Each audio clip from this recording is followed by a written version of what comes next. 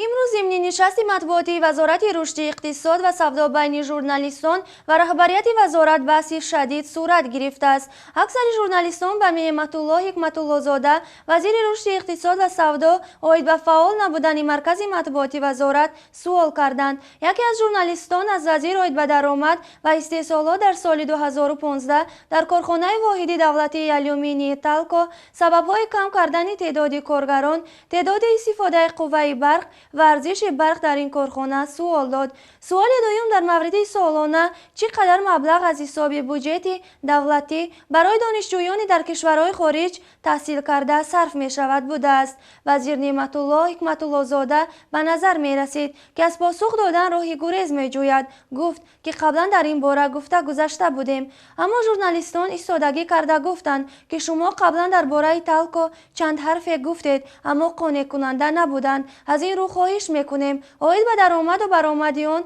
به ما آمار دهید. بعد سوال تکراری یکی از معاونان وزیر آتشین شده گفت که به وزیر این سوال را ندهید، رفته به تالکو دهید. ژورنالیستان به معاون وزیر رشد اقتصاد و سودا مراجعت کردند که شما ادوکاتی وزیر را نکنید، او وزیر دولت است و باید که بخش اقتصاد را خوب داند، وظیفه اش است و برای این 10 برابر ما معاش میگیرد و امتیاز دارد. جامعه ژورنالیستان تاجیکستان میگویند که سال جاری اکثر وزیران و رئیسان وزارت و اداره با هر بهانه از پاسخ سوالهای خبرنگاران خود را کنار میگرفتند، به سوالها جوابهای دقیق داده نمیتوانستند.